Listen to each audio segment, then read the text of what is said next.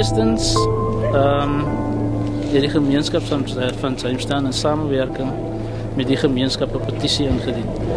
En die petisie was vir die burgemeester oorhandig en sy het geweier om die petisie te aanvaar. Ons as gemeenskap het genoeg gehad. Hulle woon nie hier nie. Misdaad het toegeneem. Open in Helderdag word daar open bloed geskiet. Ons kinders gaan in die proses seer kry, maar as ons dit aan hulle voorlê, dan stel hulle net nie belang nie, maar hulle is bereid om net meer mense te damp en die lewens vir ons ondraaglik te maak.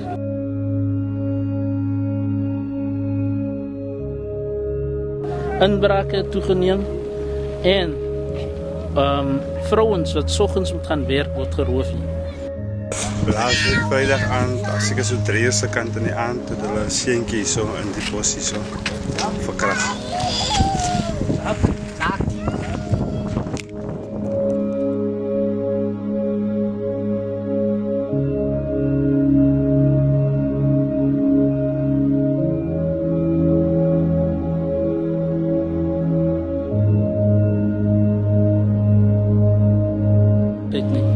En steeds wil die munisipaliteit mense hierheen bring waar daar geen infrastruktuur is nie.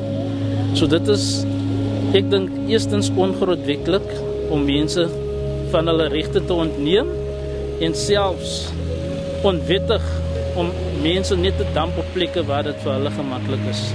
En as mense met hulle daaroor praat, dan word daar net 'n blind eye geturn. So ons as gemeenskap sê, genoeg is genoeg.